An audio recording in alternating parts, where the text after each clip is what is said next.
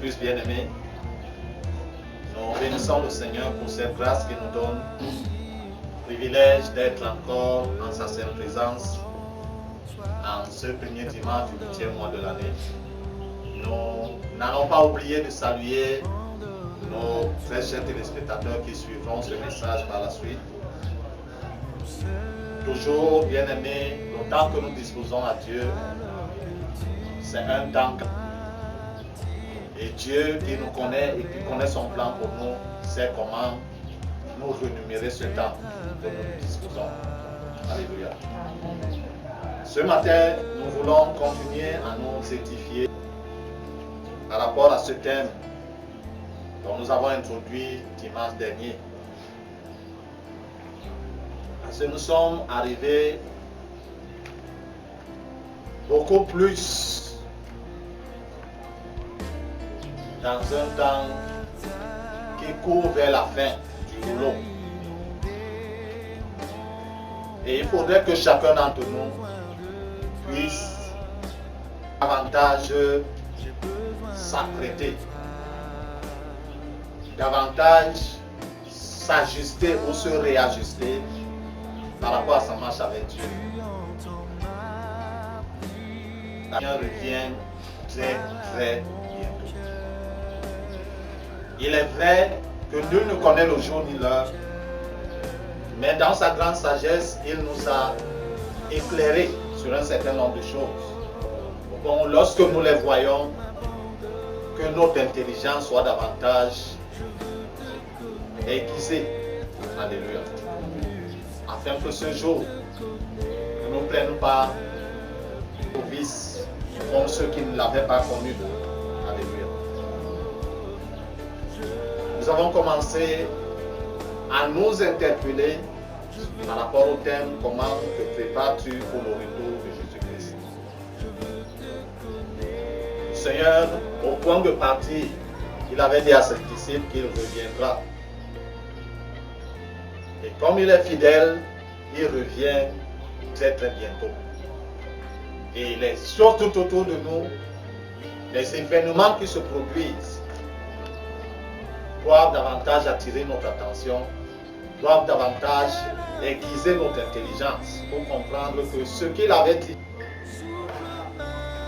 est en train de s'accomplir à grande vitesse. Alléluia. Il ne reste plus que sa venue. Mais afin que nous ne puissions pas être surpris, que nous ne puissions pas être hors des rangs, il nous interpelle ainsi. À nous de ne pas dormir, c'est-à-dire spirituellement, mais de rester éveillé dans la prière. Que les soucis de la vie ne puissent pas alourdir notre cœur, au point de ne plus être sensible à sa parole, sensible à son esprit, et ne plus être effectivement éveillé par rapport aux événements tout autour de nous. Et en ce matin, nous voulons continuer dans cette même lancée. Et dans le livre Évangile selon Matthieu chapitre 24, du verset 45 au verset 51. Le Seigneur a davantage interpellé ses tout premiers disciples. En ce temps-là, mais beaucoup plus nous qui sommes arrivés à cette heure-ci. Dans ma version, il est écrit: quel est donc le serviteur fidèle et prudent que son maître a établi responsable des gens de sa maison pour leur donner la nourriture en temps voulu. Heureux le serviteur que son maître à son arrivée pourra au travail. Je vous le dis, en vérité, il établira responsable de tout serviteur. Mais si c'est un mauvais serviteur qui se dit en lui-même, mon maître tarde à venir, s'il se met à battre ses compagnons, s'il mange et boit avec les ivres, le maître de ce serviteur viendra le jour où il ne s'y attend pas et à l'heure qu'il ne connaît pas. Il le punira sévèrement et lui fera partager le sort des hypocrites. C'est là qu'il y aura des grincements dedans. Alléluia. Le Seigneur dit quel est ce serviteur fidèle et prudent. Il est vrai que chacun d'entre nous est serviteur de Dieu à son niveau. Alléluia. Mais il y a des serviteurs qui ont plus de responsabilités que d'autres de la part du Seigneur. Ici, on nous parle du serviteur qui est responsable des gens de la maison de son maître. Alléluia. Il est ici parlé des leaders à un certain échelon. Et qu'il faille que ce soit des serviteurs fidèles et prudents. Et dans la fidélité, on voit l'intégrité. Quelqu'un qui est fidèle, automatiquement doit aussi être intègre. C'est quelqu'un qui ne change pas. Aujourd'hui, ce n'est pas qu'aujourd'hui il est serviteur de Dieu, demain il est serviteur de quelqu'un d'autre ou de quelque chose d'autre. C'est-à-dire, s'il est serviteur de Dieu, il le sera jusqu'au bout. Alléluia. Même s'il peut arriver des moments de faiblesse, des moments de fatigue, mais on reconnaîtra toujours lui, et on retrouvera toujours en lui ces marques de serviteur. Non seulement pas, il est fidèle, mais il est prudent. Il est prévoyant. Alléluia. C'est-à-dire qu'il peut apercevoir plus loin que ceux qui sont sous sa charge. Et en apercevant plus loin, il peut donc les préserver de dangers qui peuvent se prononcer. Et établi sur la maison de son maître pour donner à chacun de ses collègues. Parce que les autres sont aussi serviteurs, mais ils sont serviteurs à un rang, disons, moins élevé que le sien. Il les a appelés à leur donner la nourriture au temps convenant. Cette nourriture veut dire tout l'encadrement nécessaire et possible selon les capacités, les facultés que le Seigneur lui a données. Alléluia. Il faudrait donc que celui-là puisse le faire et le faire de manière continuelle. Amen. Parce que le Seigneur fait une remarque plus bas. Que heureux ce serviteur dont le maître de vie, en arrivant, trouve dans la tâche. Alléluia. Il le trouve à faire le travail qui lui a été recommandé depuis le début.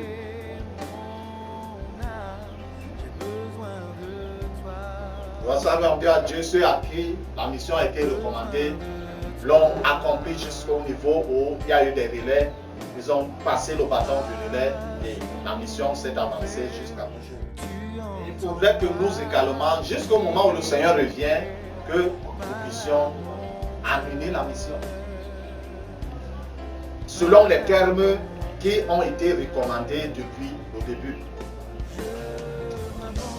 Mais malheureusement, le constat que nous faisons, c'est que plus le temps avance vers la fin, au lieu que nous puissions être plus performants, plus efficaces et plus effectifs par rapport à ceux qui étaient au début, parce qu'en un temps primitif, où tous les moyens et toutes les facultés n'étaient pas à leur disposition, comme cela est de nos jours. Mais nous voyons que nous sommes médiocres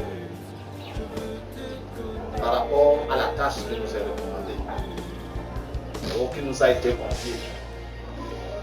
Cela signifiant à partir de ce verset, parlant de ce serviteur mauvais. Il ne parlait pas juste pour parler, pour égayer ses disciples. Parce qu'il savait qu'il y aurait ou qu'il y aura des serviteurs mauvais. Pas mauvais parce que le maître ne peut pas choisir un serviteur mauvais et le mettre dans sa maison. Mauvais parce que au cours du temps, parce que le maître n'est pas là, il a choisi lui-même de faire ce qui lui plaît. Dans la responsabilité qui est donnée à ce serviteur, il lui a demandé de donner la nourriture à ses compagnons en grande pluie. Il ne lui a pas été demandé de se débattre les compagnons. Alléluia. Est-ce que cela lui avait été recommandé? Il ne lui a pas été recommandé de manger, de s'enivrer avec des hypocrites. Donc tous les dérapages qui sont constatés dans la vie des serviteurs de Dieu de nos jours nous amènent à comprendre que le Seigneur l'a voulu. Cela ne veut pas pour autant dire que parce qu'il avait dit qu'on le fasse. Alléluia.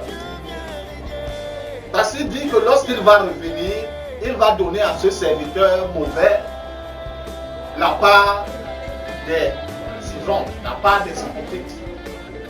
Là où il y aura des pleurs, des grincements.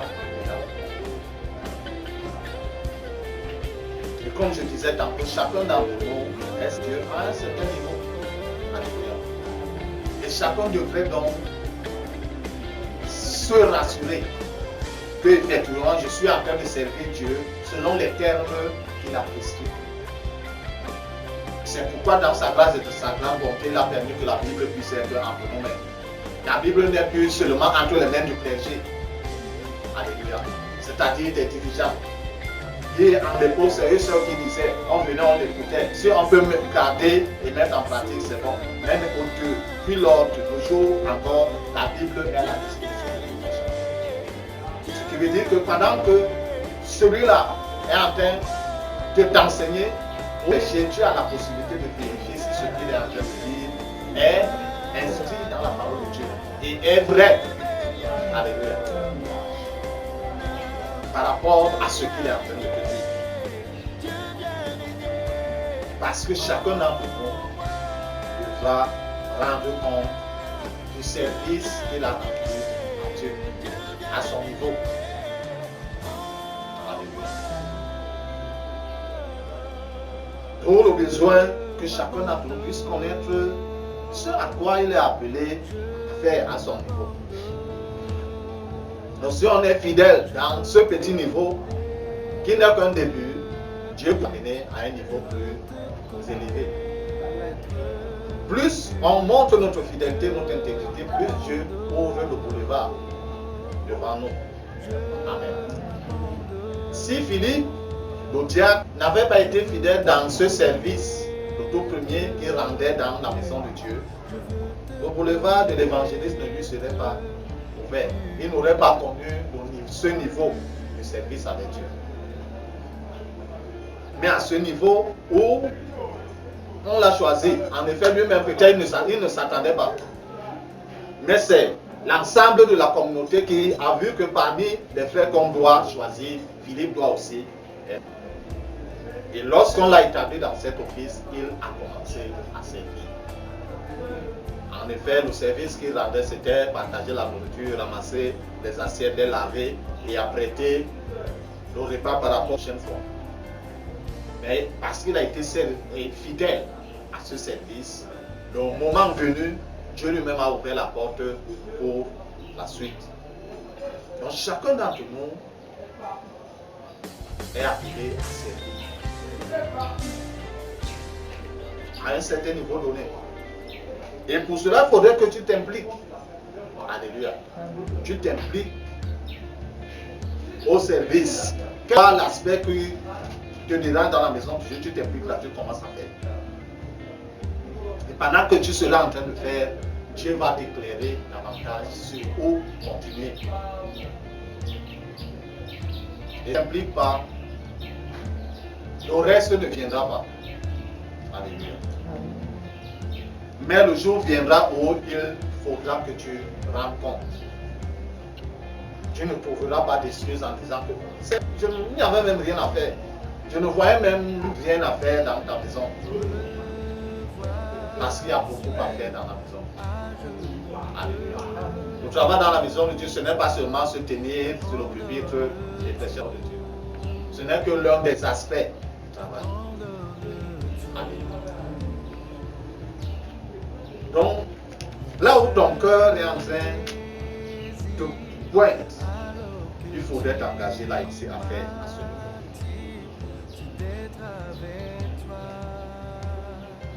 Et pour ceux donc qui ont cette grande responsabilité de veiller sur les autres et de les encadrer, il y a plus qui leur est demandé et qui leur est attendu de la part du Seigneur. Mais malheureusement, on n'est plus conscient de cela.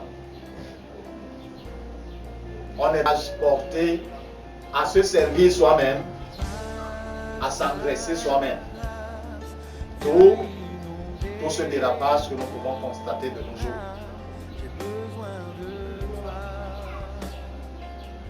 Celui qui battait ses compagnons, c'est vrai, on ne voit pas de serviteur de Dieu qui tape sur les fidèles de nos jours. Mais mettre un fidèle dans une certaine situation, une certaine condition, n'est pas loin d'être en train de le battre.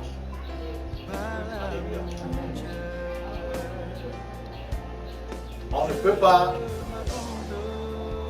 s'aimer sur les secteurs. Tu connais bien que le frère, si sa condition financière est comme ceci. Mais tu imposes ce nom, comme on a dit que d'ici la fin de l'année, on doit avoir 10 millions de francs dans nos caisses. Chacun doit donner ses 100 000 francs, peu importe ce que tu es.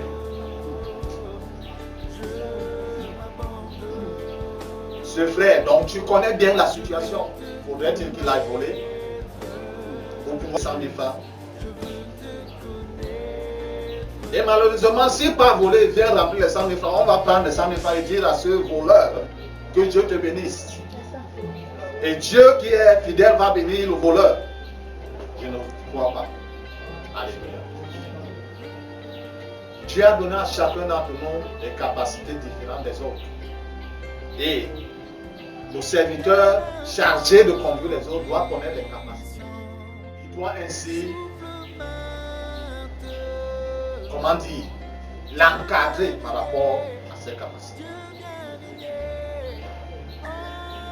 Il y a des choses que le Seigneur regarde de nos jours dans son église. Il se pose la question, est-ce qu'il est écrit dans la parole?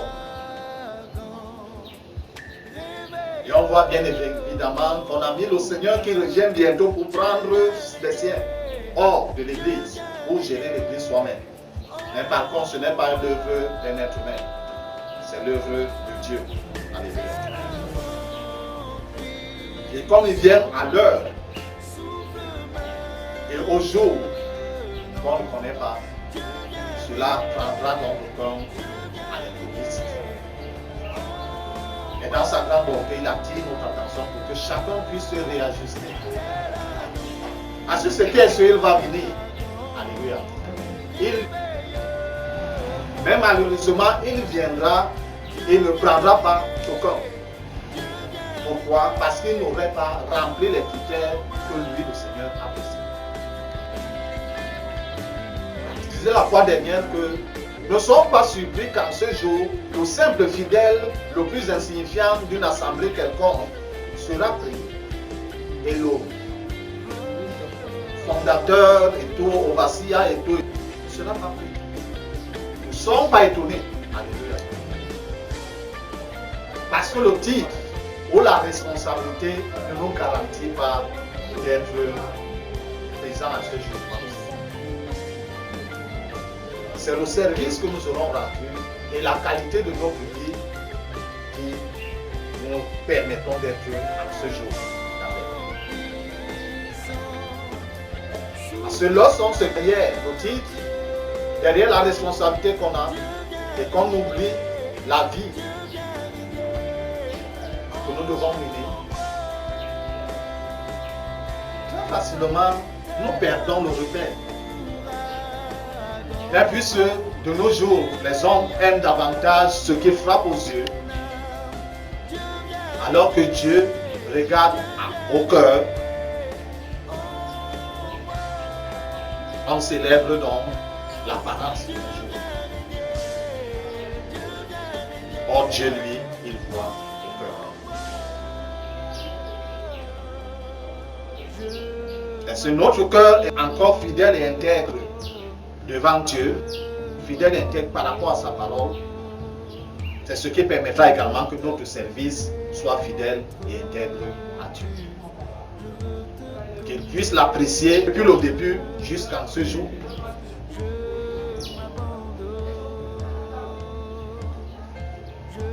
Et dans le livre de Luc au chapitre 12, versets 47 à 48, il nous est dit que le serviteur a connu la volonté de son maître et qu'il n'aura pas fait ce qu'il fallait faire, sera battu d'un plus grand nombre de coups. Par contre, celui-là qui n'aura pas connu la volonté de son maître et qui aura fait ce qui mérite la punition sera puni d'un petit nombre de coups. Parce qu'il sera demandé, ou trop demandé à qui on a trop donné, qu'à ceux à qui on a donné. Alléluia. Il revient donc à chacun d'entre nous de revenir en lui-même. Et de se à la lumière de la parole de Dieu et sonder sa vie, sa conduite. Plusieurs vont droit dans leur chemin. La parole de Dieu n'est plus leur guide. Alléluia. Ce qu'ils ne savent pas comment ça se passe dans leur esprit, mais ce qu'ils disent avoir reçu, qui n'est pas vérifié dans la parole de Dieu, ils se mettent à le faire. Et ils le font très bien. Que le moment venu, ils vont s'attendre que le Seigneur puisse leur dire, bon et fidèle serviteur. Mais ce ne sera pas cette appréciation qui le sera. Le Seigneur ne les reconnaîtra même pas parmi ses serviteurs. D'où il est temps maintenant de se ajuster. Temps maintenant de s'aligner à la parole de Dieu. Donc comme on reçoit les éloges des hommes, ils voient que non. Regarde zéro avec Dieu, non. Oh, avec tous mes titres là, avec toutes mes toges là, et tous mes diplômes, et tout, non, je ne peux pas. L'apôtre Paul avait eu tous les diplômes.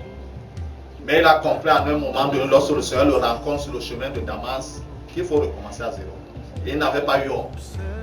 Il n'était même pas rentré à Jérusalem pour avertir ceux-là qui l'avaient mandaté. Il a recommencé à zéro. Si lui il l'a fait, on peut également le faire de nos jours. Et lui qui a recommencé à zéro, le Seigneur l'a utilisé d'une manière très vaste, d'une manière qu'aucun d'entre nous ne peut être utilisé de nos jours.